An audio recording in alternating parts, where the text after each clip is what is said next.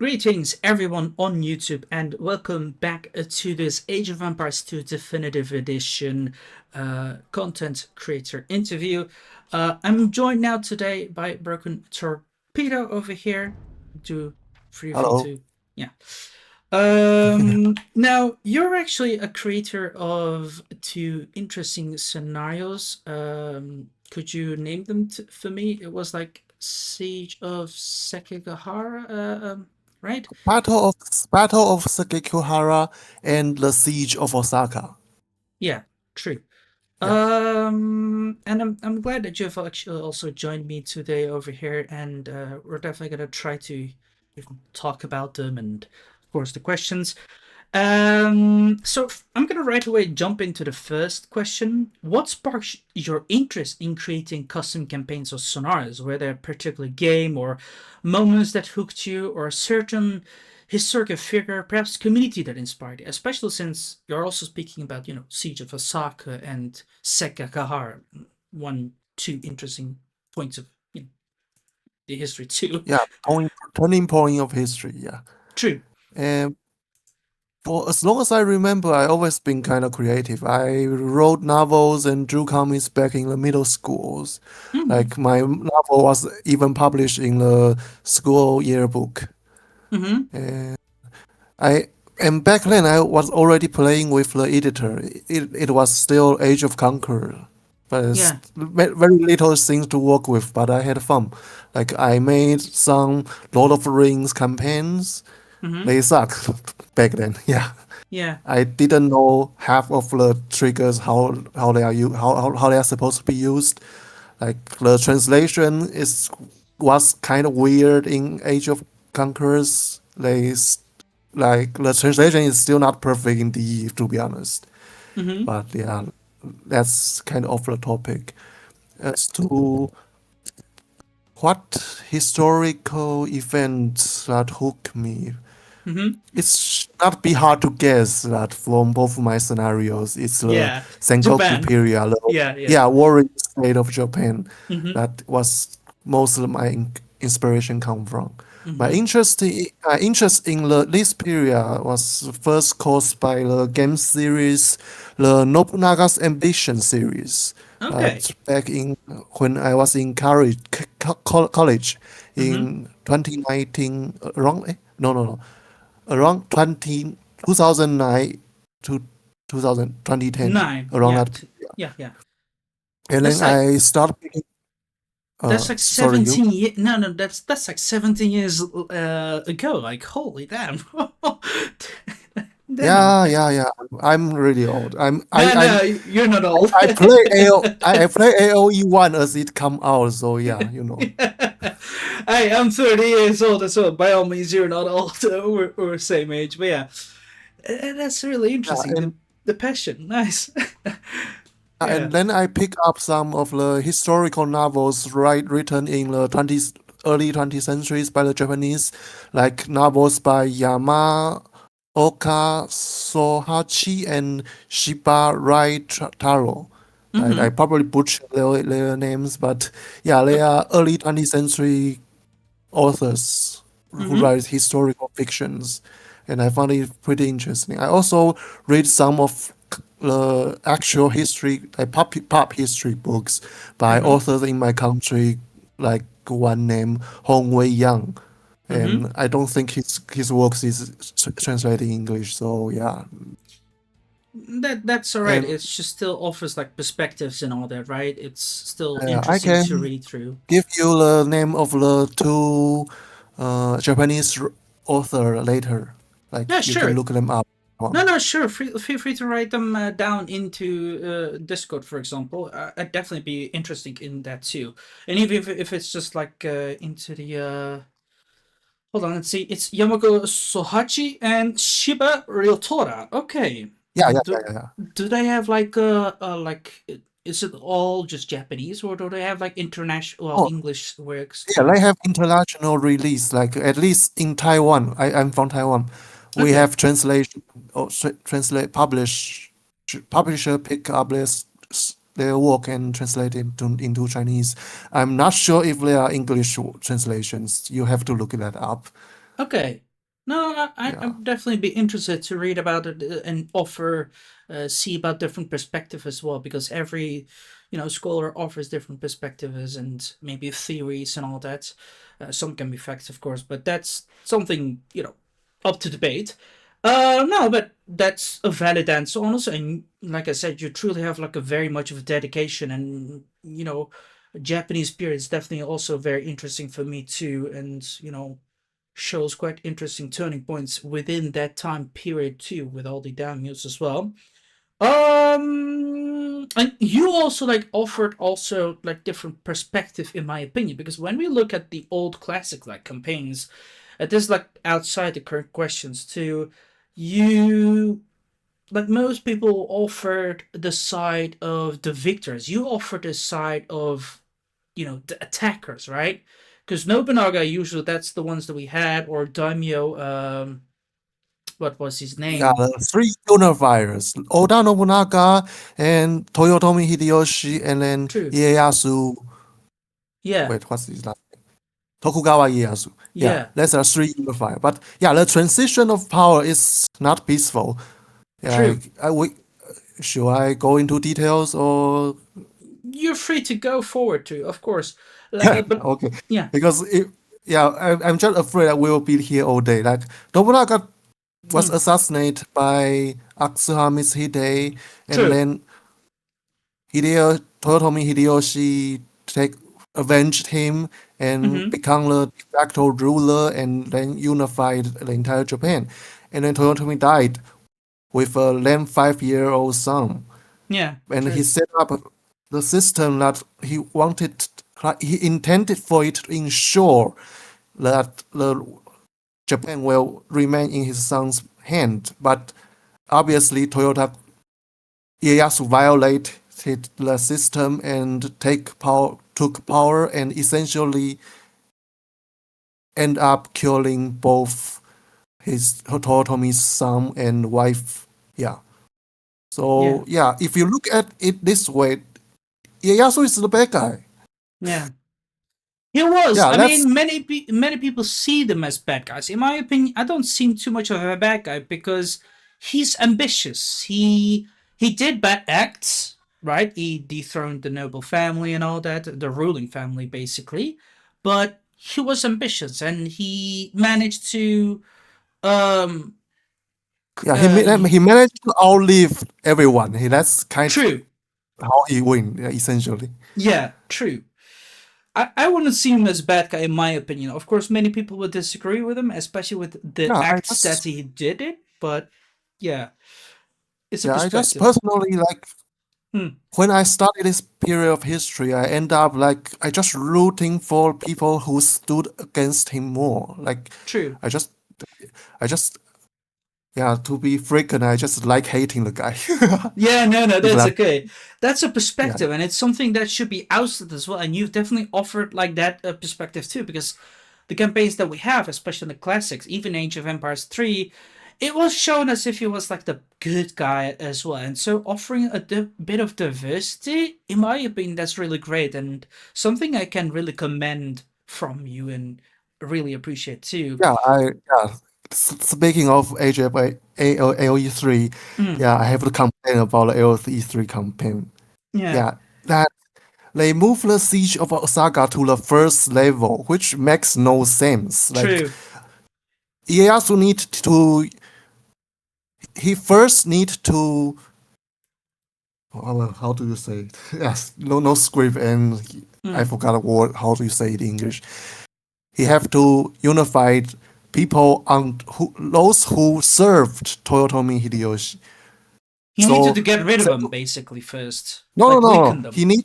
He need people on his side. Oh, he needed to get Divide, a conquer. support. Yeah, he needed the Yeah, support. Yeah, divide and conquer. yeah, true. That's why Battle of Sekigahara must come first before the siege of Osaka, Mm-hmm. because with Battle of Sekigahara, he got people who support him and get rid of the people who are still loyal to Toyotomi. Mm-hmm.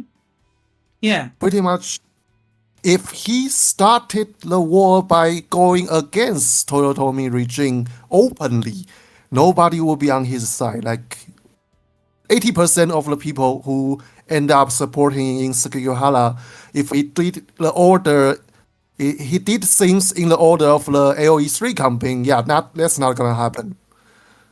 Mm-hmm. Do you actually here's again one another interesting question as we speak. I'll get to continue with our list soon.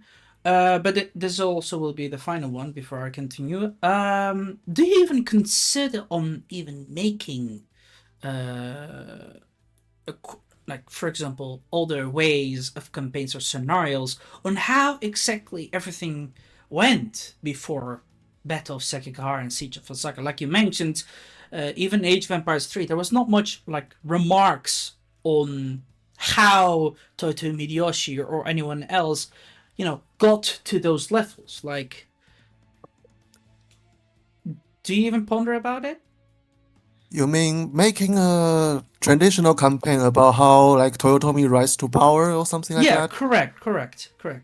Yeah, that would be a pretty big project, and I True. don't think like I have what it takes to do something like this. Like Okay. my attention span is like pretty short. I need to like pop out things and get feedbacks, Mm-hmm. have a feedback loop to be like satisfied. Mm-hmm. Like I get that. I know a guy who has have been making his campaign. His called C16E4. Mm-hmm. He's also Taiwanese. He's been making his campaign. He's currently still making it for over a year, and I cannot do something like that. It's not sustainable for someone like me. Like if Okay. I want to do something like this, I will have to release each level like individually. You Okay. know what I mean? Yeah, no, I understand.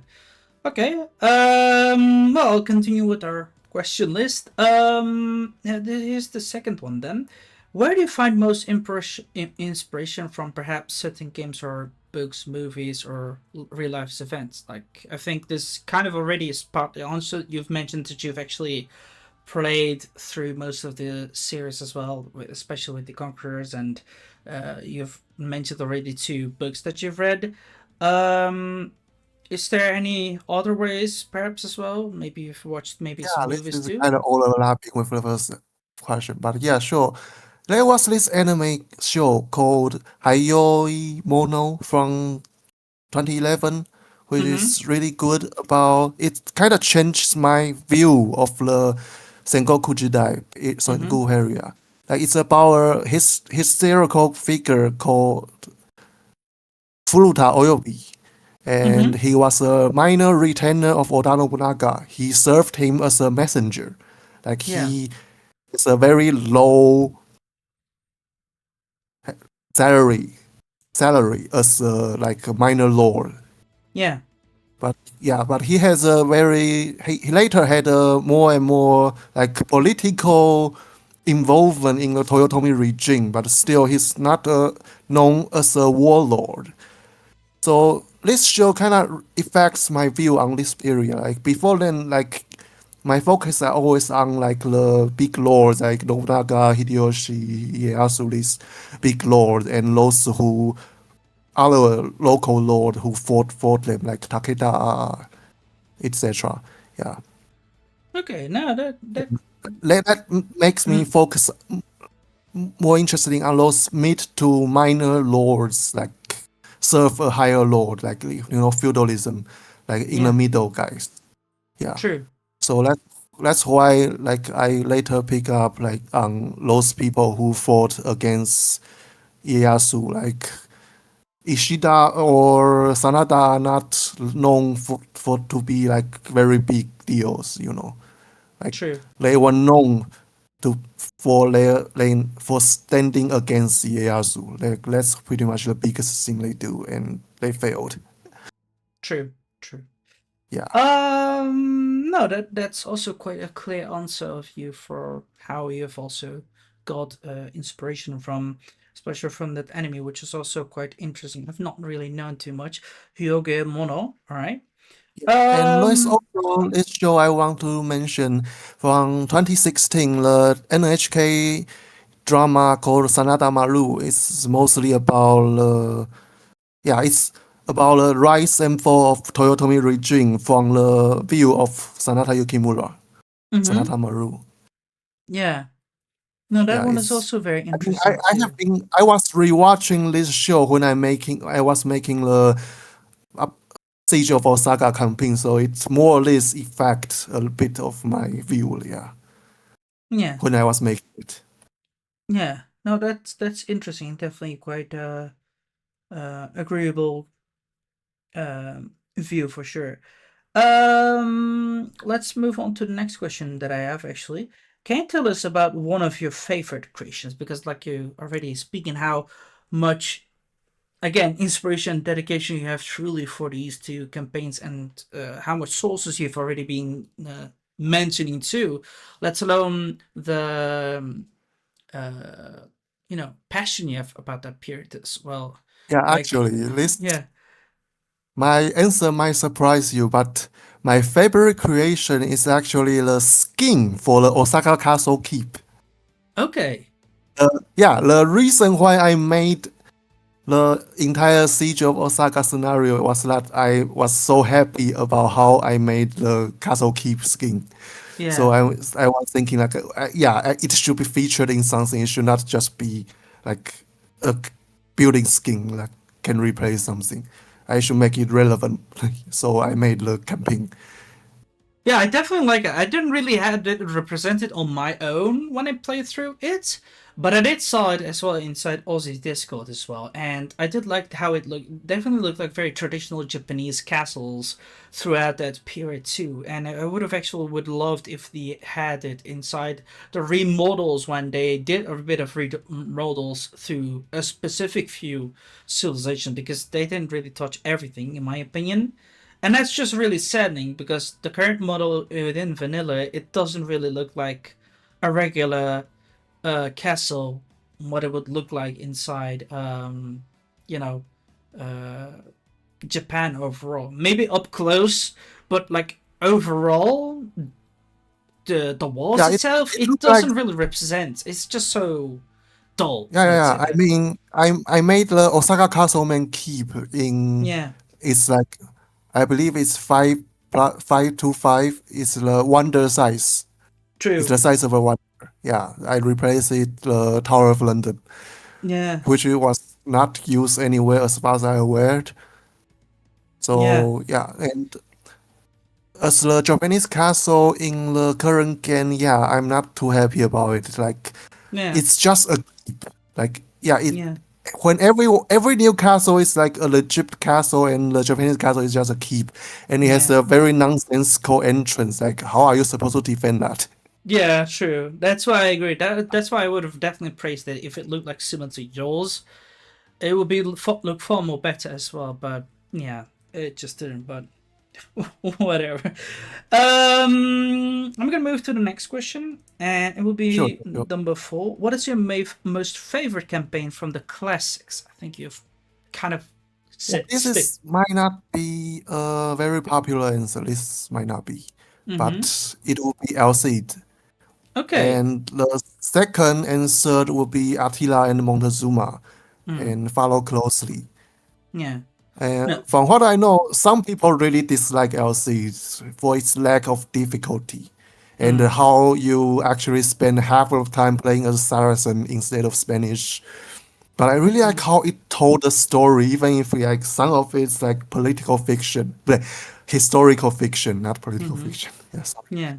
Yeah, No, like honestly, I've actually even mentioned this to Christophorus as well. I personally liked El Cid as well because it was like living through his boots as well. Because a guy who just learned, like went from land to land and places to places, not only to serve his lord but also his country, because he is like dedicated to a community as I would like to portray it, and for the good of them, not only just to simmer down civil wars or just push back those people from North Africa who they portrayed as invaders, and you know, to do good. And sometimes he had no choice to just behave on his own survival, and that was just really interesting. And I would actually say it was pretty difficult too, if you can, but it is doable, that's for sure.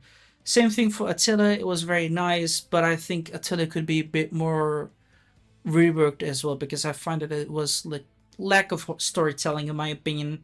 Montezuma, obviously, that one was very more nice as well, but it's the same thing there too. I would say, but it's definitely nice ones. I would, you know, say. But besides that, I I do definitely think agree with you. Attila and Montezuma is like a huge step up from things like Genghis Khan. Like people praise Genghis Khan camping, but I never get it. Yeah, Like I don't like Genghis Khan camping at all. Like it has zero character and basically true. no plot. Yeah, true. Like it's Mongols come some place, went to some place, conquer there, and move on to next place. Like there's no plot, there's no character. True. There's a lack of historical remarks. It's something that is, done, for example, with Attila. And that's like a little bit of the, but that's a common problem throughout many campaigns and all that. There's like lack of storytelling. That's why I agree with you that El Cid is actually done far more nice. Sure, it can be done more elaborately, but I think they've touched the most biggest point. It's the same thing what they did with the Mongols, but I feel like they could have been doing a lot more better. Like for example, how come Genghis Khan did it, and which tribes he just done. Like it's not just the kind Yeah, of yeah, guy yeah. who he And fought, especially right? like when I grew up, like when I was in elementary school, there was this like Mm-hmm. TV show like they actually filmed in Mongolia. This was a China and Mongolia co-production, Mm-hmm. Genghis Khan show, and it's Mm-hmm. about like the rise of Genghis Khan and to his death. Like that was a really like story-driven show, yeah. And so when I played AOE 2 about Genghis Khan, I was expecting something like at least some have little resemblance to that, but yeah, it's completely different, and Yeah. I was very disappointed to this day. Yeah. I think it's just only the voice acting that just drove them. Like, it's like look, the horde of Lord Genghis Khan approaches. That's all. Or just like Ornu Wolf. It's the same where Yeah, Ornu like got his just thing, but like that's it. yeah, yeah. Yeah, and they miss a lot of opportunity to create like a big antagonist of the story. Like in the Montezuma campaign, it was like Cortez is the main villain, antagonist. And in Attila, it was the Roman general. I forgot how to pronounce his name. He was the antagonist, not necessarily a villain, but still, you have protagonist and antagonist. Yeah, true. And in Genghis Khan, you have nothing. Like, but in history, you clearly have a lot of opportunity. For example, the Karakitam was a major player in the area, and so was the Jin dynasty of the Juqing, who were like constantly raiding the Mongols, Yeah, Normans, so that they won't become a threat. yeah, Like there was those pretexts, and but in the campaign, you don't get any of that. They were true. just obstacles. For example, you also had the Uyghurs there, who were also like quite the rivals and one of the hated tribes from Genghis, for example, in his opinion. That's just a real fact, but they were not represented. And it's just a very like you said, of a protagonist antagonist as well. Beat Kushlok and Elder, but that's just very minimum, how should I say, interactions or storytelling too as well. And Yeah. it's just like very wrapped up and all. But like I said, I think the main reason why people were very happy with that is just the same simple voice acting over there and all that, and they just make a thing uh, hype for it, in my opinion. And the way how it was very simply played through, because some people can feel very overwhelmed when things are get too difficult for them. And it's the same thing with Montezuma, really. It's like how it was played out, I think, how the story was told a little bit, but the voice acting was very hyping about, especially with how they spoke about Cuauhtémoc or Montezuma, and that's just it, and how they spoke about Quetzalcoatl, which we barely know much about. Of course, right now we can get easy information, but at the time when that things were released, we were definitely hyping about that. It's the same thing with El Cid, but everyone saw El Cid very boring because it was too storytelling. But now it's a whole different. story. Now people want to consume more and more and more because that's the mentality that we have lately. But yeah, I mean, valid points. I'll move on to the next question. Okay, sure. Uh, what is your most favorite custom campaign scenario? It can be your own or that of someone else. Yeah, my favorite custom campaign would probably be Upnik, the Last Warrior of Ancient World by Hell yeah. Hani. High Yeah, notes, high and notes. yeah. Yeah. Oh yeah, another. It is my favorite too. It's so well portrayed. Honestly, that one is really good. So It's good. The I voice haven't acting into. revisited it for a while, Pardon? but I was really impressed by how much they done with it. Like Yeah. the custom units, the custom voice line, and True. pretty much remade the Persian Civ for the Yeah. campaign. Like it's pretty True. impressive. Yeah. And the clash of two And the cultures, religions. It's just so nicely. yeah, Like. and the level design is also pretty solid, like with Yeah. a lot of variety. I remember one of the level is like you are running, yeah, you are marching on your stomach, like your food meter decrease as the time goes up, and you have to reach a certain Mm-hmm. point before food run out. That's a pretty interesting True. concept, and the story is pretty like really engaging. Like we don't really get a lot of this like early Arab conquest Yeah. storylines, or Yeah. yeah, about yeah. Yeah, just two cultures clashes. For example, with the Caliphate and the Arab people from crashing against Persia and the Zoroastrian uh, religion with Ahura Mazda, for example. It was just very interesting thing. And again, it is my Yeah, favorite yeah, too. yeah, and we I think it's a huge opportunity from the dev when they release the Mountain Royals. true, Like true. for all intents and purpose, the Persian Civ in the game represent the Sassanid Empire, Yeah. but the campaign is about what's the dynasty called? They are Shah yeah, Ismail about the Ismaili dynasty with the Safavids. yeah, Ismaili dynasty, that's Yeah, dynasty. yeah, Yeah. It's a very late medieval. Like I think it's kind of. I feel like it's kind of a trend with the DE dev. Like they are more interested in the late medieval to Renaissance period than like the earlier history. yeah. Except for like Three Kingdoms, like I still don't know why they made that. But yeah, I Yeah, digress. yeah, no, it's yeah. I didn't like it too much as well, and it like a lot of historical remarks as well. It was just very summed up.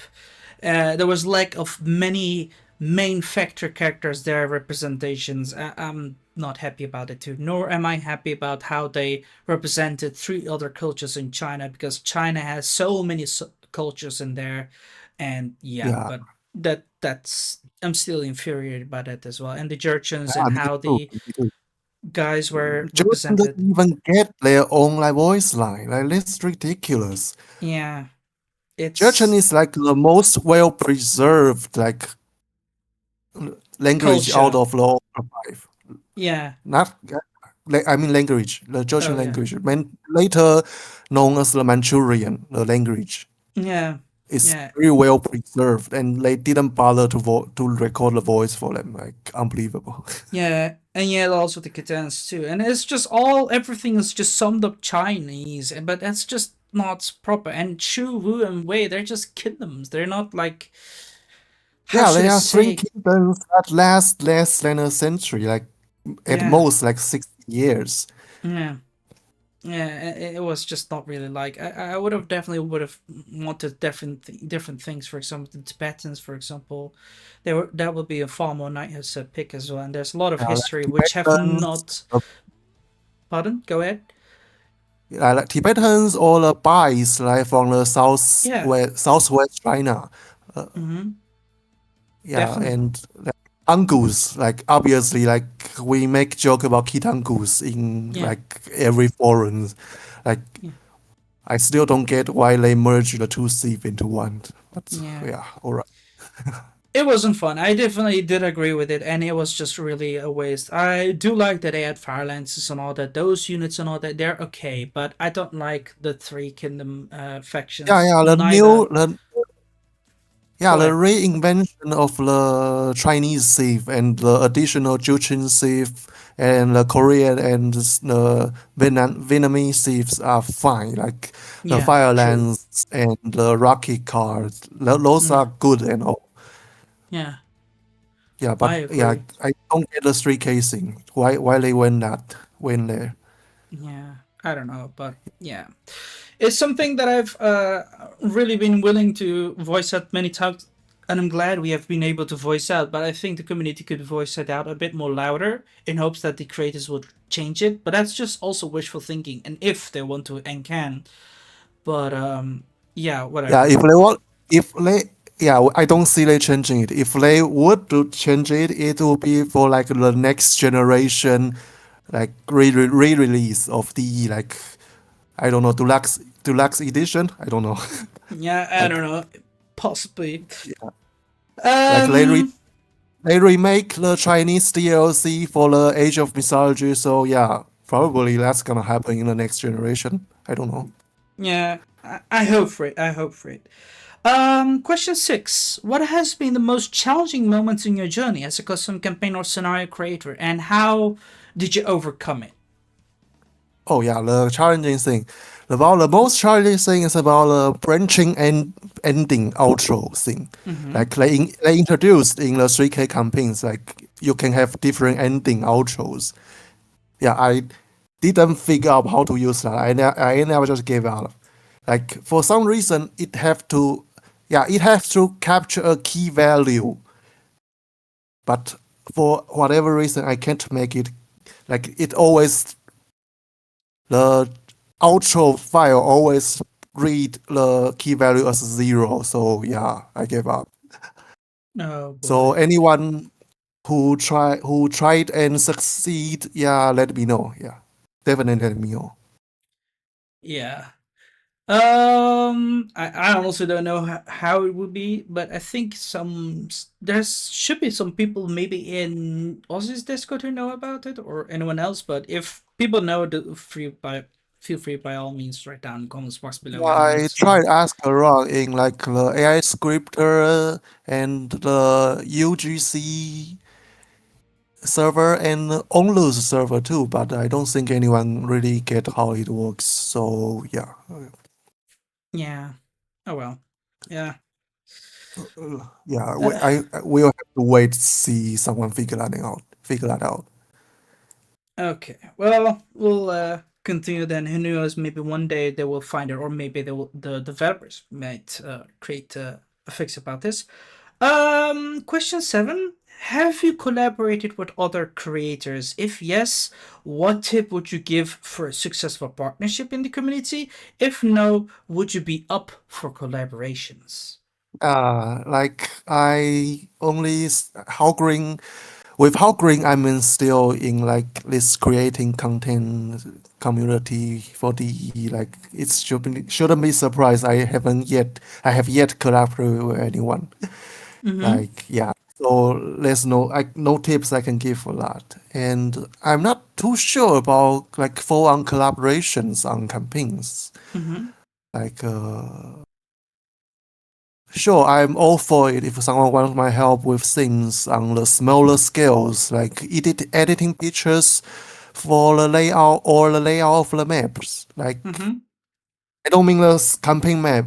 I mean the level selection map. Like if you want the new map on that, you can ask me. I can do that for you. But Yeah. I think since I'm pretty good with Photoshop, like personally, I think, and but I'm on full on collaboration. I'm not too sure because I feel like when there's two people, there will be two different vision colliding. You know. Yeah, true. That can happen, but I think there's always a chance to find a middle ground, or like I always say, it's something we have also discussed with Christophers. Um, there's always a way to try out, right? A shot that is never fired is a never, a hit in the target. And just like you've mentioned before, you know, a creator of your fellow country from Taiwan, and how should I say, he has been working with on a campaign for 1 year. I don't know about it, but I'll definitely talk about that later. But um, have you even like offered his services with him too, or maybe how close are you? Maybe you'd be up doing something with him because you know, I only see benefits personally from this because the more Yeah, people work on things together, the quicker it can be, and it offers also closer chemistry and friendships and many benefits that one can look through this. Like, what is your opinion about that? yeah, I'm not sure about that because like you only move faster if you both move on to the same toward the same direction. But True. yeah, creative vision collides.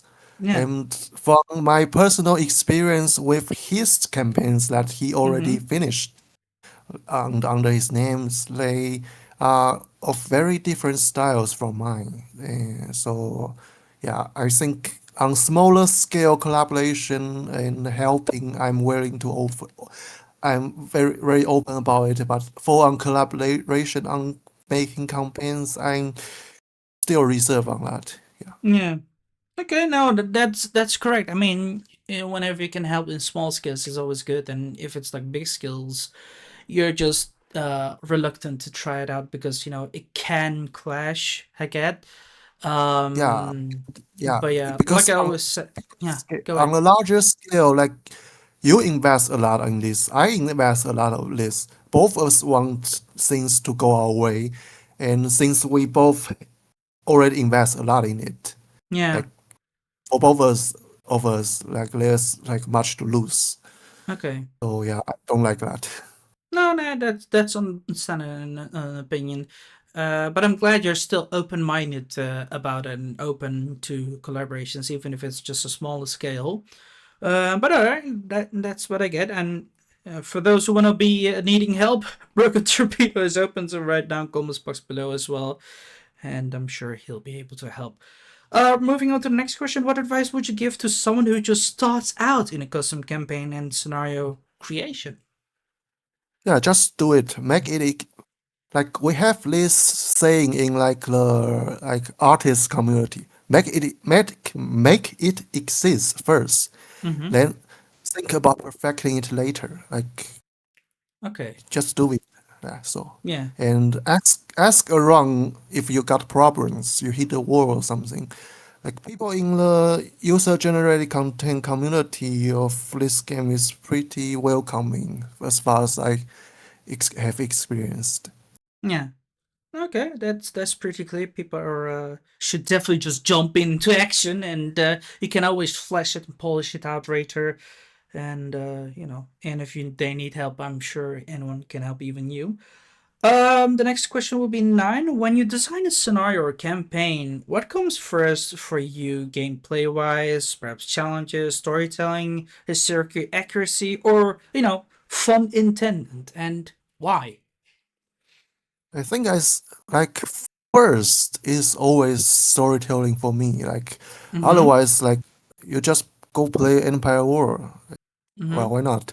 It's all the same. The storytelling is what give you the context, like what you are fighting for. Yeah. That's what half of the fun comes from for me. Yeah. Like and yeah, historic accuracy and fun both come second in my opinions. Like Okay. sometimes I sacrifice one for the other, but neither of one is more important, personally, I think. Okay. All For right. example, in the Siege of Osaka campaign, I merged the both. There are two sieges of Osaka. I merged them into one.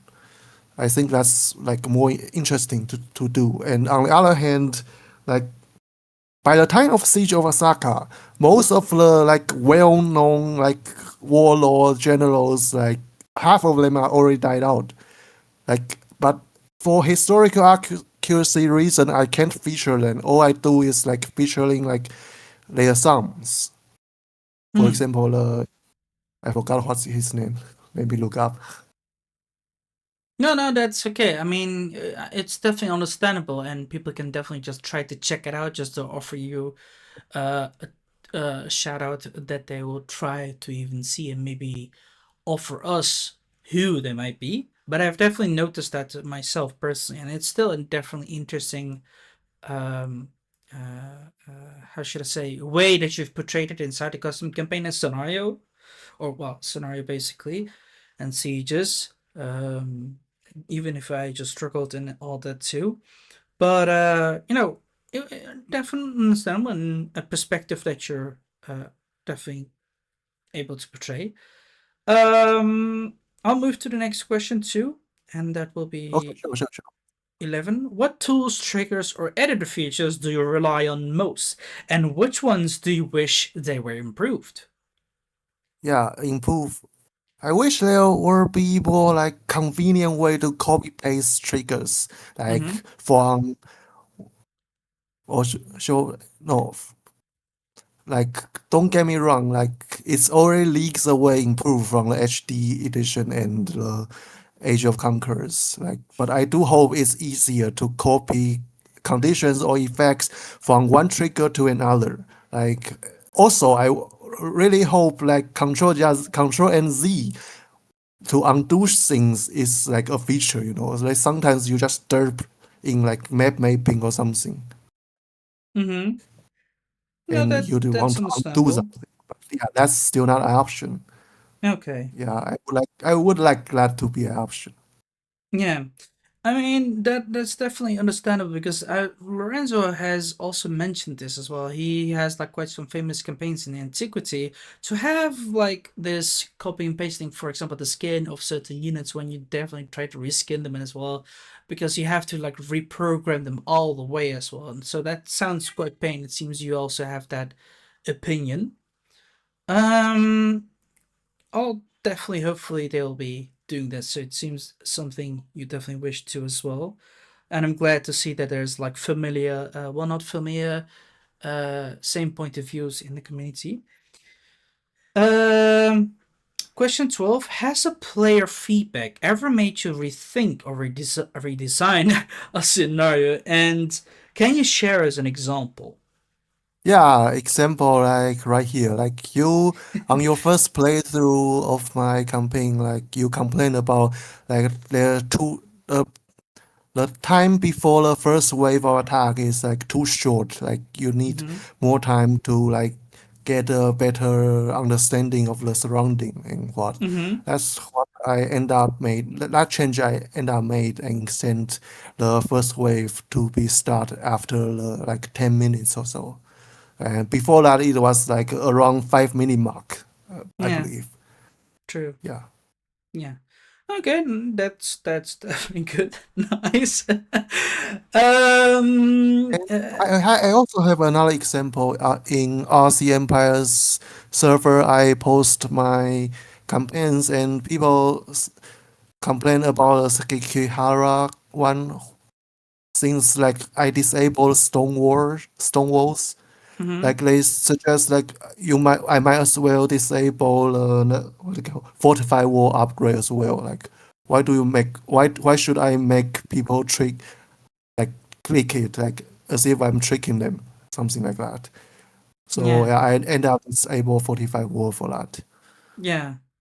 Yeah. I mean, I think like even I don't know if you've noticed and seen the second version. I remember, but this is once again my suggestion as well. Even if like the time that we had to actually try to prepare when it was still feeling quite overwhelming with the amount of enemies that we're trying to fight, and even if we had that ally, having that extra walls, I think, is simply to do with so that the AI tries to focus on them and divides their extension in hopes to actually finish the other side objectives. Like you've also recommended to me, in hopes to make it even more easier for the player because like I've mentioned even in my first video, it can be quite overwhelming with how many people the player has to do. So to have that wall active gives the player a little bit of diversion for the AI because you know as creator that the AI is very stupid and tends to focus on walls as well. And that is why it's a cheesy tactic to make it that. And in my opinion, Yeah, I'm not talking that's about the Osaka campaign. Osaka campaign, you can build walls, all right. I oh mean, the Sekihara campaign, you can't build. well, even there, I would say it's still quite unfair in my opinion, because, like I said, it will still cause the player to cheese it out, right? It will just make the players just focus on that. I mean, the AI focus on the walls and all that, and make it very difficult for them. Well, for the AI to beat them, while they just constantly continue to prepare or cheese out by destroying their production buildings and all that and flank them. It's still a tactic, Yeah, I would say, but I don't think it would just really look good, and it doesn't really feel like a very fair thing. Like, I don't think even in that times, the how should I say, uh, they would just build walls to keep out enemy constantly. That doesn't really feel like a yeah, smooth because gameplay. it's not a siege warfare. In Yeah, Sekihara was the open field warfare. yeah, true. Translate that. I want to translate that to this scenario, so I Yeah, disable Stonewall. yeah. Yeah, I get it. I definitely would have graded. My suggestion is maybe try to balancing out with how many enemies or, well, units they would have created. It's the same thing as I've said, even for Siege of Osaka. Because this is just a fact that the players struggle with how much they have to deal with. Surely they could also lower the difficulty, but there's just simple gym rat mentality that people want to beat them in challenging modes to be proud of as well. But in my opinion, that's not needed. It's the reason why I play everything on moderate difficulty to showcase it's not ashamed to do so. On the other hand, some people just enjoy challenging, but there's a certain challenge and effect that every player can take. And I don't want to force my opinion down on you neither too, but by all means this is something that needs to be looked at, and it's not just with you but many creators who tend to make play gameplay just too hard, and that's just my opinion. On the other hand, it's still a very good campaign and all that, but many players do not dare to criticize or offer critique, even if it's constructive, towards the creators. And the creators, in my opinion, you know, sometimes take it and sometimes leave it, and yeah, sometimes fall into these small tricks from the community of like taking the walls and force their opinion down them, and that is not something I personally do not like. Like you said, Battle of Sekigahara was mostly on an open field, not within walls. So yeah, I feel you.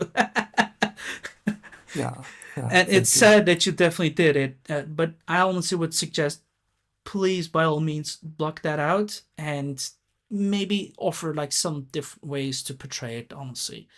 But again, that's all up you, and this is again my opinion. um, Either way, next question. How do you approach balancing the difficulties so a custom campaign or scenario is challenging but still focused on fun aspect for a wider audience? And like I said, Like, like contrary to like how what you suggest, like I didn't really look for making my mm-hmm, scenarios more challenge. mm-hmm, Like I actually didn't try to make it too challenging. Like I use myself as the point of reference. mm-hmm, Like you probably don't know this, but I'm like below 900 elo, and every time I play rank, I'm like my elo only drops. I'm not very competitive player at all. true. So yeah, so my personal design philosophy is that if I can beat this, like surely most people could if they tried hard enough, you know. So like I personally I test played my scenario, both of my scenario a Mm, lot, and I true. make sure like it's beatable. Yeah. True. I mean, I So think I think that's a good perspective, but maybe let's take it this view as well, right? There can be also people who are, not to shame them, but people who are worse than you as well, right? So that's why I think it's also important to try also taking this different perspective, or maybe have like different tests as well to see it. And again, it's not to shun or say it's bad, but to try and balance it even more betterly too, because again, these things are always a big challenge, and they should be considered and even tried to go thoroughly, even though they can consume quite a lot of time, honestly. But it's again up to you and the creators, and of course, there's still a chance of difficulty, but I still think it's all overall doable because I've managed to do everything of yours as well, aside from Battle of Osaka. But on the other hand, it's still fun and it's still great on what you've I watched offered so your far. Yeah, I Mm-hmm. watched your first and both first and second attempt on Siege of Saga, and Mm-hmm. I would say like in the second video, I think you are very close to beating the game, Yeah. beating the scenario. Like you just like Mm. lost the patience on it. Like Yeah. you already clean out the like northwest part of the map and pretty much most of the west if you like try to advance there. Yeah. Like you should Yasama towers is a thing for the Japanese and they are very useful in like restabilize Mm. yourself. Yeah. So Okay. if you use that, you should be able to win Yeah. that scenario for like more like 13 more mini or something. Personally, Okay. I believe in that run, like you had a win in your pocket. Okay. No, I think that could have basically won as well. But yeah, like you said, I just really lost patience and I just really got very uh I'll be honest, very frustrated. Sorry to say it, but I just Yeah, had yeah, really I can hard feel challenge it. on this. But yeah, on the other hand, it's still good. And I'll just move to the next question. How do you think you've been doing with an Age of Empires 2 content creator community, and what would you actually tell your younger self if you had the chance? Yeah, I really have to like reiterate that I'm like rather green in the creative community for DE. Like I don't think my works has yet like have any much impact on the creative community. And but I think that's all right. Like I'm just having fun. Like for people playing rank, it's fun, and for me, like creating campaign is fun. Like Yeah, as and what would I say to my younger self? I would say like don't hesitate to try it again. Like the editor in the DE is much improved in many ways. true. Yeah. Yeah, true. I mean, in my opinion, I think you're doing good because like there are still many of those people who've definitely played it through, and you can definitely see that in Battle of Sekihara, there's quite a lot of campaign downloads too. Like there's like nearly close to 1K within the international community, and for Chinese, it's like plus 1K. Same for Yeah, yeah. Siege of Osaka, and for both versions. So I think you've definitely done well, and in my opinion, definitely have done good and never give up and keep going on too. That's what I've said if I ever met your younger self. Um, how do you see Age of Empires 2 Definitive Edition its future? Yeah, I'm kind of worried about it, especially after the 3Ks Mm-hmm. DLC. I'm still recovering from that. Yeah, Honestly, I don't think there has been a DLC that I didn't have any issue with, like after the Dynasty of Indias. Or yeah, obviously, besides the Chronicles, Chronicles are like I'm biased, but I think they are perfect. yeah. They Chronicles are. are perfect. I liked So, them. I love them. Yeah, they're good. There but was. the Forgotten Empire thing, like yeah, I have been a bit disappointed about them. Yeah, About them. I agree. And I think I'm. like they focus too much on like adding new save and new mechanics every time they introduce a new ADLC. Like we still haven't have a proper campaign for the Chinese, the Yeah. Koreans and the Japanese. Like they don't Mm-hmm. have campaigns. Like True. what the hell? And Yeah. Vikings too. Like Yeah, I agree. and I've. all the new like new mechanics like they are too much. I think like they are too much at once. Like even if they want to introduce new mechanics, they should really slow down like a bit. Yeah. I think. I fully agree with you because there's like so much lack of it as well, and they're just constantly focusing on introducing new campaigns and new civilizations, but there's just so much lack of context inside it. And what really shined them out for being such a civilization and how their influence still is felt today. That's what I feel like, and it's the same thing with Japanese and Koreans especially. It's something funny that we've even spoken with about Christophorus as well. When he asked my favorite as well, I definitely have mentioned the Japanese as well, and especially the Koreans and Chinese basically, because like China has so much great dynasties as well. And my most favorite, if anyone ever asks, it would be definitely been the Qin period on how it definitely gone with. Qin Shi Huang, or how, aside from Admiral Yi, the guy who actually fought most of the naval battles and all, but who fought the land battles, there's no representation about him. For example, Kim Shi Min definitely represented very great inside it. And there's like a game called Empire's Dawn of Modern World who represented it quite very well about that period and how they fought, especially with Kim Shi Min, who fought valiantly for his country and all that. How also the court had a lot of infights going on too, and corruption and all Wait, that. sorry. Uh, Hmm. which historic figure are you talking about? Can you Kim like Shi Min. Kim type his name for Shi me? Like, Min. Kim Shi Min. That is the guy who actually fought very honorably. And the game that I was also talking about, Qin Shi Ming. yeah, He's general in during the Japan invasion of Korea. yeah. He is such an interesting person, and there's like no remark about him whatsoever, even though he has contributed very much inside Yeah, like the the entire period. war of the Japan invasion of Korea is like covered by like one scenario, which is Yeah, like definitely it definitely can use like an entire campaign. yeah. Or for example, Guok Yai is also someone who was also represented in the Empire's Dawn of the Modern World game. And that game is like a very good old but old game. And Age of Empires 2 has a wider community inside here who could definitely use a little bit more knowledge about that country if they're, of course, interested. And definitely Yeah, interesting people about them too. But there's like no representation about that. There has been some other custom campaigns created who made like Konyul and all that campaigns, or tried to offer like Gurion campaigns, but I felt like they're very sloppy made as well. Sorry to say that, because there was lack of historical remarks, and the campaign mission were constant deathmatch or like grindy campaigns too.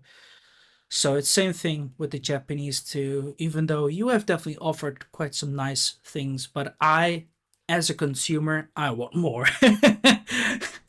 yeah, I get. And I but there's like like, I already made two of the like two of the scenarios about two battles that I wanted to make the most. So I'm not sure what I'm going to make next.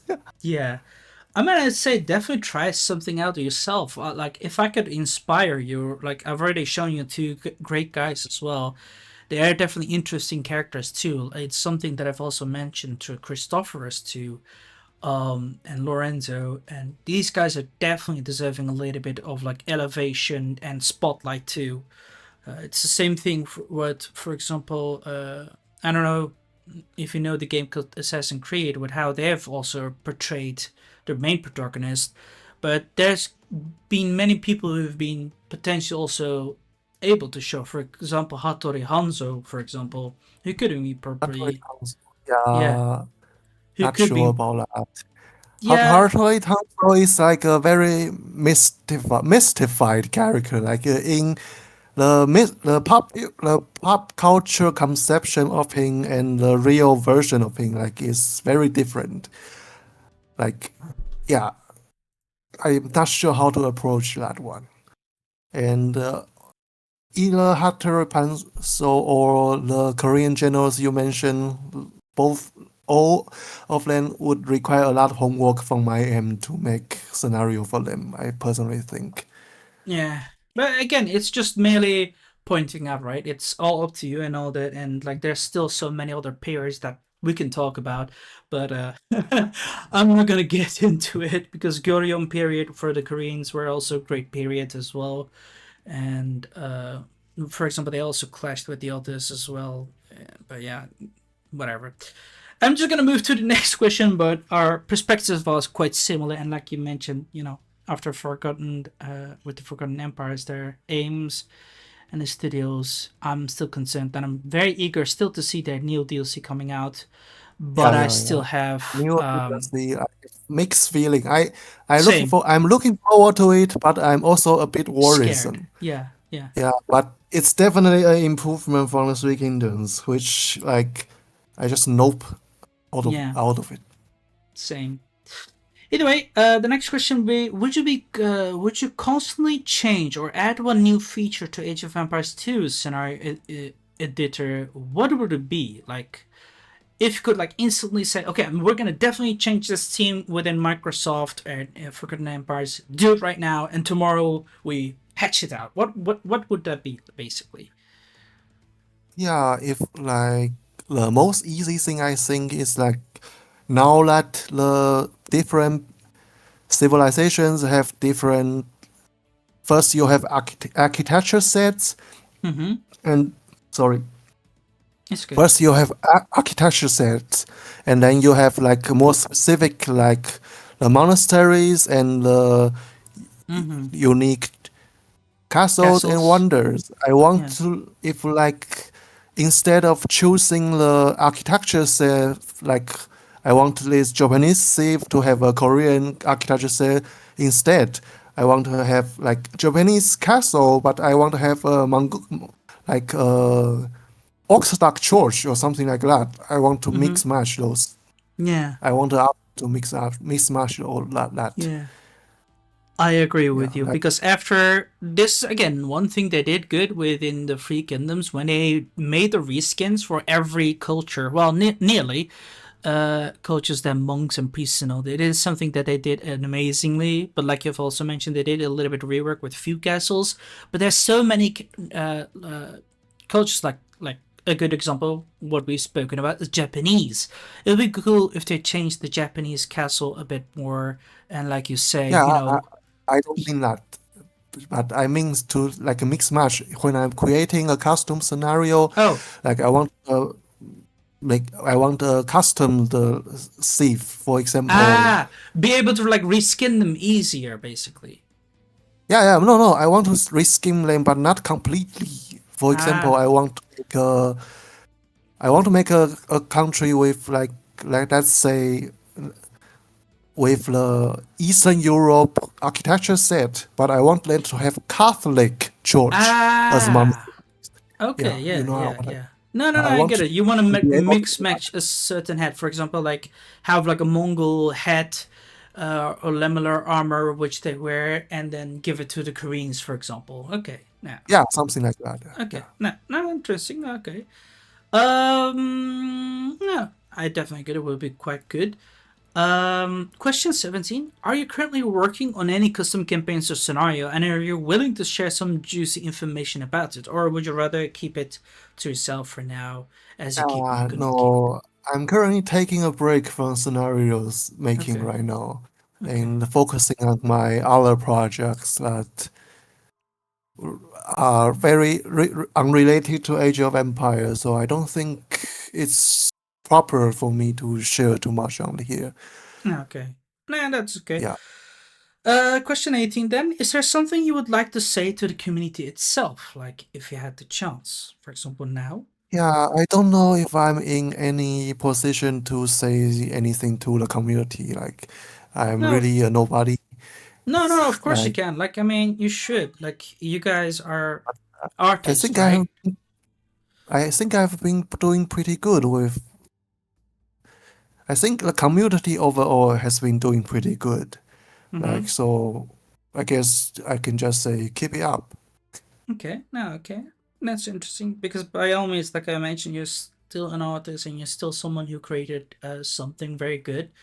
Um, it's not something everyone can make, right? It's not an easy to be a creator and all that. So you deserve to be put in a spotlight, and deserve to offer your opinion about what they, how they are, and how you feel about them and all that. Even if it's just feelings about it. But hey, keep it up. It's also something. Is there a way that people can contact you, like other content creators or those in the community who played your campaign and want to offer you their thoughts and opinions and maybe some constructive feedback, perhaps? Yeah, I'm pretty active on those Discord servers and Mm-hmm. also a less extent on T90 servers as well. Mm-hmm. And you can tag me or DM me if you need help or want to give me feedbacks. I'm also on Reddit. I'm pretty active on the AOE2 subreddit. Mm-hmm. My ID is broken torpedo without the space. Mm-hmm. So if anyone want to fight me, no, want to find me, not fight me, and there That's I am. okay. It's okay. By all means. No, they can definitely fight. No, find you there. It's okay. As broken torpedo there, and then as in like also on Reddit and the Discord server. And that's okay. That's definitely clear, and they'll be able to do that. I'm glad that you're open for it. Questions 20. If someone considered playing one of your custom campaigns or scenarios in Age of Empires 2 Definitive Edition, which one should it be and why? Like, which one would you say pick that one? You'll definitely love it. Sorry, you mean one of my campaign or one of all the campaigns, custom campaigns? In any, like, be it your own or anyone else. Like, which one would you Uh, go I'd for? like to be fair, but of course I would be biased towards my own creations. I want Mm-hmm. more exposure, of course. Yeah. Being a creator is only natural. Like I would suggest people try out. I would suggest they try start from Sakukihara. Mm-hmm. But well, aside from my own creation, I would definitely suggest people try Upper Nick. Hell yeah. It's Oh it's man. just really well done. Yeah. Man, fist bump. Honestly, fist bump to you and high five and a big pat on Yeah, you. right. We really have a lot of mutual shit common, honestly. I really like it. I'm really glad you joined this interview. No, I mean, by all means, you can also just recommend your own, one of your own, and I definitely would highly recommend Sekigahara of yours. I really liked that one. I didn't struggle too much, and it was very in depth with the story and interesting to see how like it was, you know what it felt like? It felt like that ditched wars battlefield. Like that's definitely it felt like trench warfare, right? It's one trench Oh, another something like that. It definitely felt like that. You didn't felt like you yeah. were conquering a province. It definitely felt like, and it is what Sekigahara felt or was historically. Something like a trench warfare, like in Verdun in France, for example, but then in Japanese, and it felt like you were also fighting in Japan instead of France. But Definitely not. Definitely didn't last as long as like the World War One, though. Yeah. yeah, true, Sakakara in historical in history, like it's really short. true, Like the battle was flipped, like because of the like divert and conquer of the Ieyasu's like intelligence and like strategy. true. And you Uh, definitely portray that very well as well. And we've been able to play through that too, as in the player too. I really like that. And Upper Neck, honestly, a great recommendation. Once again, my favorite too. So if people listen yeah, to this, definitely try that out too. But of course, first, try out Broken Torpedoes one. Um, as for the 21st question, roughly how much time does it take for you to create a full scenario or campaign? In this case, it would be scenario. And from idea to release, like how long did it take you, for example, to create Sekigahara? Right? yeah, for I always had idea like I wanted to create a Sekigahara campaign. Like back in HD, I made an attempt, And so when like it's this year when I mean around the end of October, start of November, I spent like 3 weeks or so from the start to release. It spent about 3 weeks, 3 week and a few days, I guess. And then it later to after release, I it took me like another week or two for all the bug fix and re and then release the Chinese version. Like I Mm-hmm. first finished the English version and then I remove all the bugs that I could find or people reported to me, and then I made it into the Chinese version. Okay.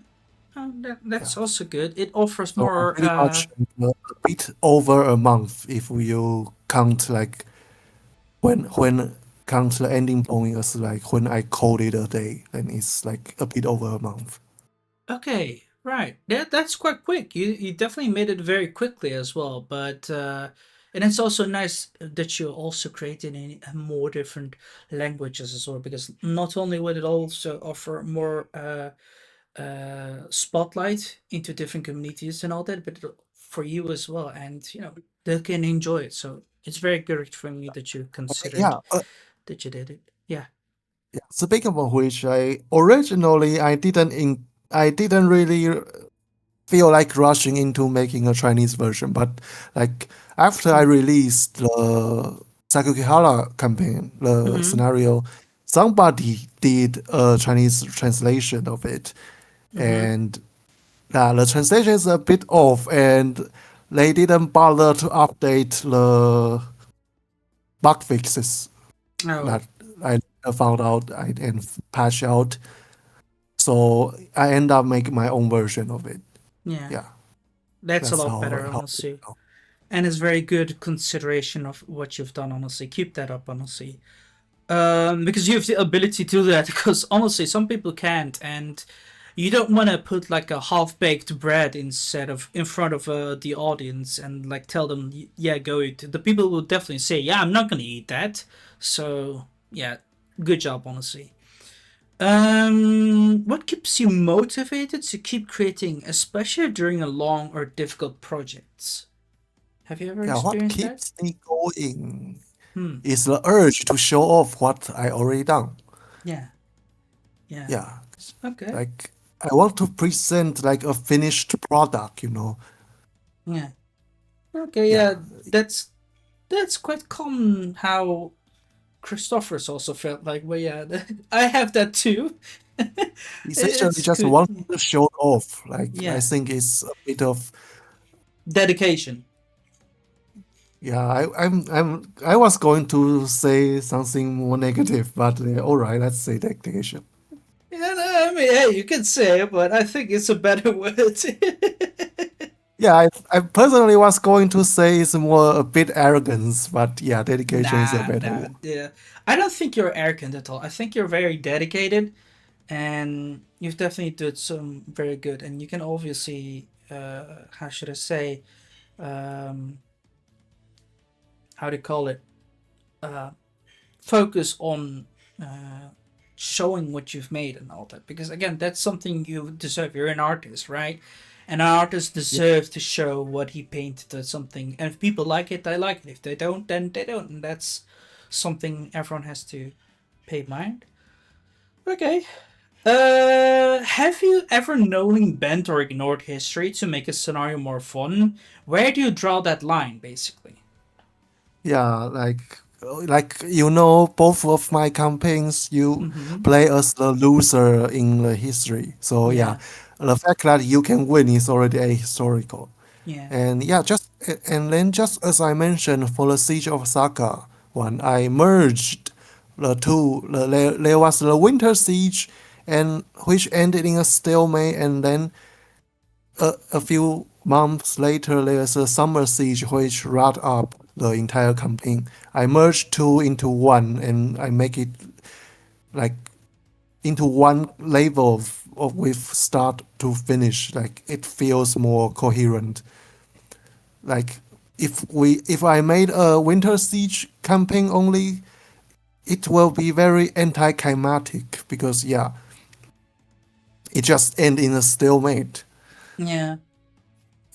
And if I make a siege campaign, it would not be very fun because yeah, in the summer siege, in the end, the peace deal of the winter siege demand Osaka to tear down most of its outer walls. So in the summer siege, there are like basically not much defense for the defensive walls. So it's not as fun to play. I personally think so. I made it both into one siege. Okay. I mean, that's definitely interesting perspective, and like you've mentioned, we played both basically losing side, and the way how two different peacekeepers were portrayed definitely made you to merge them in, and I think you still did good, and that's really nice to see, and offers different perspective, like we've spoken already at the beginning, because I noticed that when I played through it. But I didn't want to make too much mention because I tend to play through them and not mention too much in history into my videos unless I really am very cringed about it and pissed. But yeah, since this was your perspective, I didn't want to jump in too much. But now it's also interesting to actually talk with you about it, and I'm really grateful about that too, and really interesting what you had and thoughts about it too. And already, like I said, I really looked forward to ask you question 23, like I mentioned on about this. But yeah, thank you for Oh, it. yeah, um, yeah. what was the single hardest thing for you to learn in a scenario editor? Yeah, the thing I managed to get it going was adding the custom icons. Like in Yeah. order to add the new icons, like this is outside of the editor skills. This is like you have to edit the JSON files in the Mm-hmm. widget to folder. There's a folder called I don't know how to pronounce this in the in your game folder in the ALD2D game folder. There's this subfolder. There are Widget two JSON widget files. UI Yeah, widget UI. UI. Yeah, Yeah. and Okay. basically it count custom icons count as a UI mode, which like Yeah. it took a lot of try to make it, like how to compress the image files and I have to change the JSON files and add in the numbers in the number numerical orders. Mm-hmm. Yeah, so the current game has like uni icons count to 7 to 6, like 726. Yeah. And I have to start from 727 and 728. I cannot skip any number or else it doesn't work for whatever reason. I don't Yeah. know. Yeah, and that's a lot of effort to figure that out. Try and error, essentially. Yeah. I don't know how that actually works as well, but I think that's definitely sounds very difficult for sure. But hey, you've now learned it, and that's definitely a big struggle that you've been able to overcome, and that's definitely commendable. And Yeah, but I think sooner or later I'm going to run out to a problem because with each DLC there are new icons introduced. yeah, So eventually I will have to make change to my like icon mode. My two scenarios I have to move the special icons, custom icons I made to like bigger numbers to avoiding overlapping with the existing units.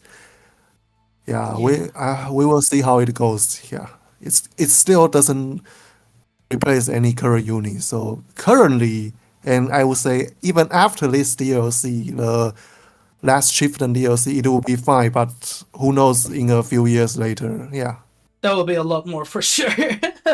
Who knows? yeah, Maybe yeah, they yeah. will come up with something else to help you. And I don't know. It's just I don't have much expertise, so I do not have much to say about it. But I do hope this will be definitely tackled.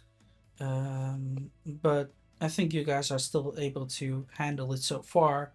And as for those who do not know or have these problems, then I think Torpedo has already explained how you can tackle it. Um, I'm just gonna move to the next question. Okay, sure. Have players ever solved or broken one of your scenarios in a way you didn't expect? Yeah, there was this other guy who did a playthrough video on my scenarios, and he just like mass summarize and use samurai to fix everything, and that was unexpected. And the most unexpected thing is how he deal with castles. Like he didn't build any ramps. He go full petards. That was not what I was expecting. I was expecting ramp push. Yeah, Yeah, that's very unexpected. yeah, I And can. Go other ahead. things, yeah, I'm not aware of how other people play my video because yeah, they don't upload their playthrough or share too much with me on community. Mm-hmm. So yeah, that's the only case I can think of. Yeah.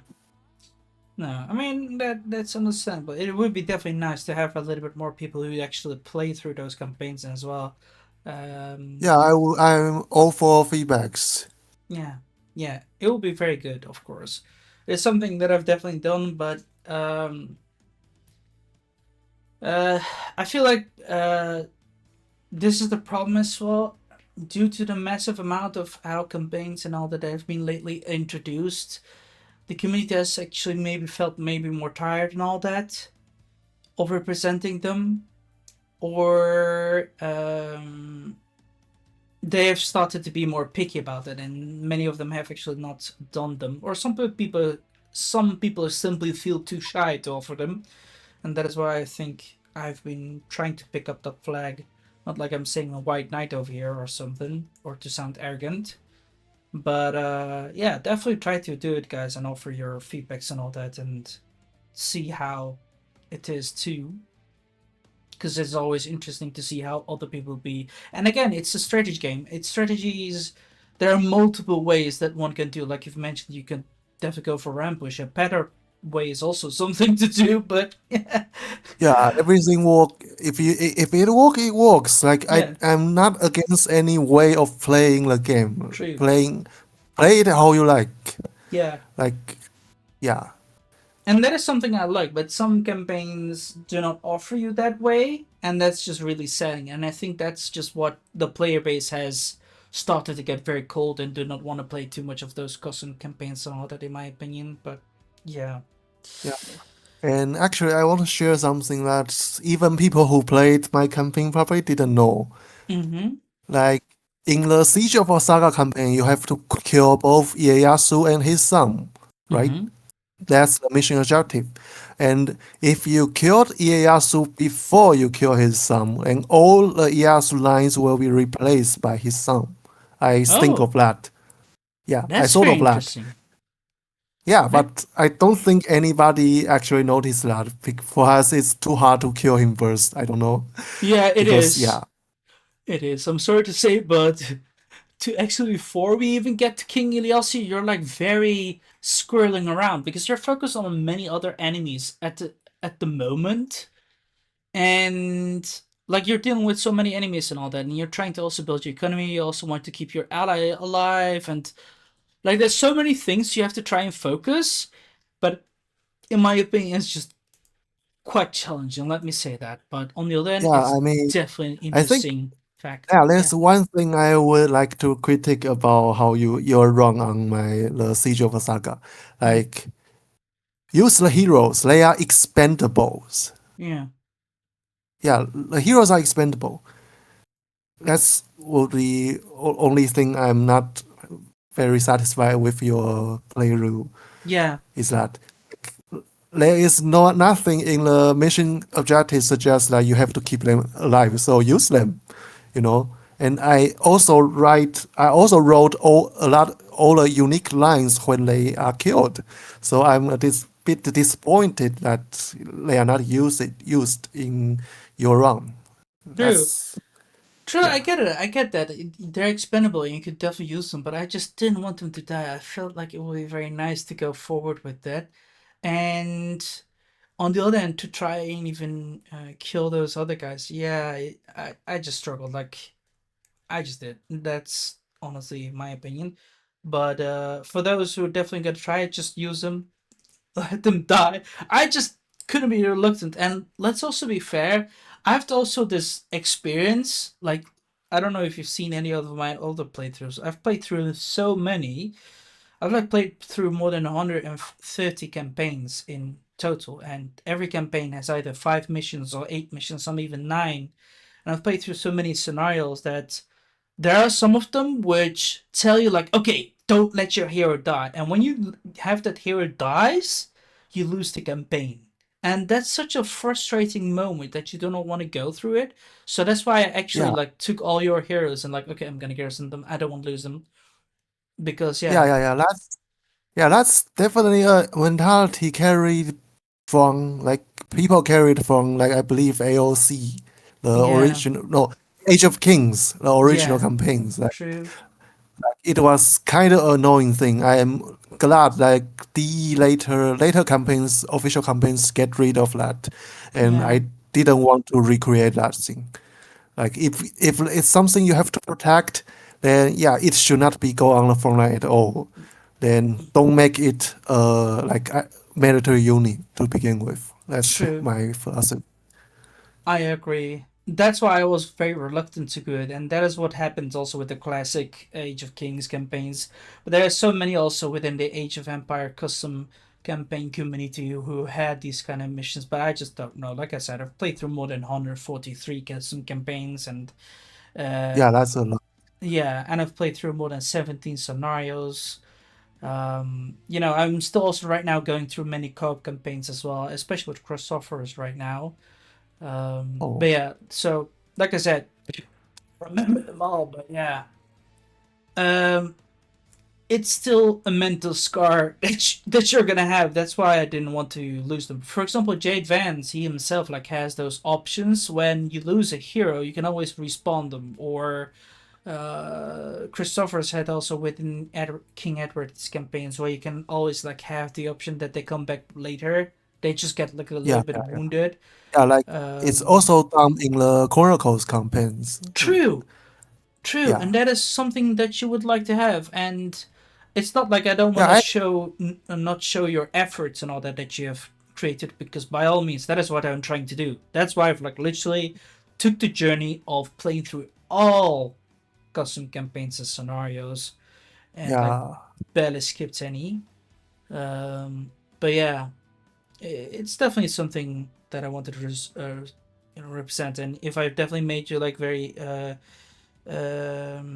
how should I say, disappointed, then I'm sorry. But yeah. It's alright. It's alright. It's just I hmm, just think that it's essential to use the heroes for the experience because like I make them quite strong but not too strong. I think mm-hmm, they are helpful in like early stage of to help you stabilize. yeah, And like the protagonist, the Sanata Yukimura, is actually revivable. Like okay, there are those tents, the Greek command tents that I renamed to command post, that you can hmm. revive him from there for like Yeah, in 100, the 100 food, I guess. yeah, I remember. at the castle, like above, right? Next to the castle Yeah, yeah, yeah, yeah, yeah, above, yeah. yeah, there is a tent, Okay, and the tent is actually buildable by the villagers. I made it so okay. that you can rebuild as much of those tents as you want. Oh, I Yeah, don't and remember I if. also figure out the mechanic to let you create only one hero at a time. So yeah, there was that. Okay, no, interesting. I didn't. I think I have not read that or remember. I don't remember anymore. Actually, I don't know. But I'm pretty sure I forgot to mention it in the mission objective. okay. Like I have a line prepared. So I say I will read it out. I forgot to put it there. Oh, okay. Yeah, it's basically say don't hesitate to use Yukimura on the battlefield. You can always nurture him back to health from the Okay. command post. Yeah, I Okay. add that line later. I mean, I wrote it and then I forgot to add it in Oh, the okay. initial version. It can happen. It can happen by all means. But yeah, no, that's actually interesting. No, no, that's cool. Okay. Let's move to the next question then. What kind of feedback or recognition means the most to you as a creator? I think any positive feedbacks are good feedbacks. Like, Yeah. yeah, I'm not too picky. Yeah. Like No. even if just a thumbs up is good, it's good. It Yeah. feels good to Yeah. have, even if it's just a minor acknowledgement. Of It's good. course. No, honestly, then here is one of mine. Honestly, keep up the great work. You've definitely made some nice custom campaigns, especially, right? Especially making a custom campaign or a scenario actually, where we're the opposite, where we're like literally the bad guys basically, and that's really Yeah, on treasuring. the It's wrong side something, of history. yeah, and that is something not many people do, and it's very commendable. So keep it up. I hope you're gonna have like Yeah, because more. like if Ah, you are playing, if I make a scenario of Siege of Osaka on the Ieyasu side, that will be boring because you have overwhelming force. yeah, What's the fun in? true. True. I mean, it's also interesting. Like I don't mind that, but I think it should be more cool if you like had like a bit of storytelling, do that a bit differently, maybe diplomatic play, because he did do a bit of diplomatic play, and that would be interesting. And I remember like there's like a South South campaign in the custom campaign, and they made it. But it was not really very cool. Like Christopher has also made one too himself, but it's far more fun. And like there's another one too I remember where you could literally like pick a kingdom in the Three Kingdoms period, but I didn't like it too much because it didn't feel like very interactive or fun, and the diplomatic play there was not really a great mechanic in my opinion. One But of uh, one of Philadelphia's campaigns, you mean? yeah, I didn't like Yeah, that one too much honestly. And yeah, his style is like, yeah, not my cup of tea too. yeah, and Not I yeah, think either. and I think you could do it better though. Like not to say like uh take a piss on Philadelphia, but I think he could have also done better too. But it's just not that much great in my opinion. But yeah. On the other hand, like keep up the great work, and Sekigahara was a really great thing, and you've literally made me feel alive at that battlefield and fight those who dare to oppose me. Let's say that. It's last question. This is actually a question that I've not included in the list, which I sent you before. Yeah, yeah, yeah. It's a question that I've came up with Christophorus.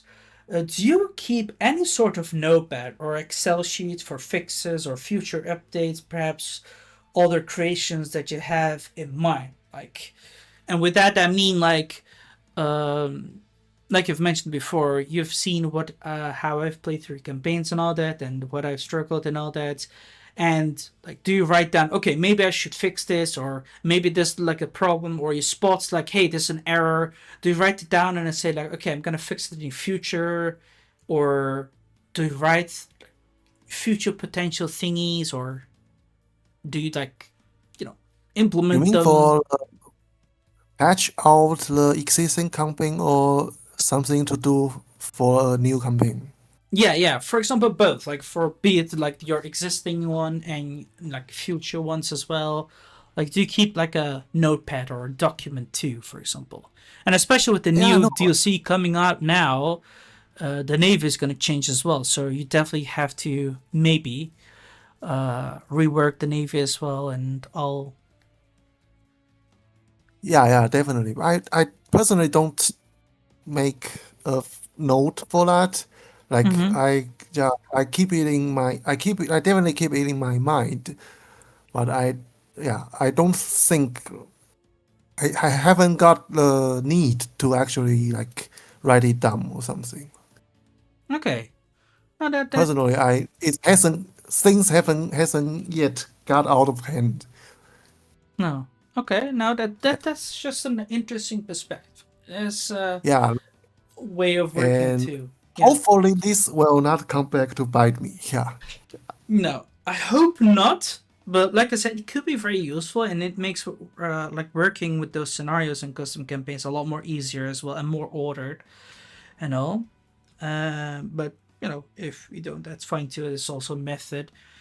Um, I don't have any more questions. I think I don't remember either way, but there's actually quite an interesting questions that we've had, and definitely want to thank you as well. And once again, a big shout out to you. And everyone should definitely try to play your custom campaigns and I mean scenario, especially with Sekigahara.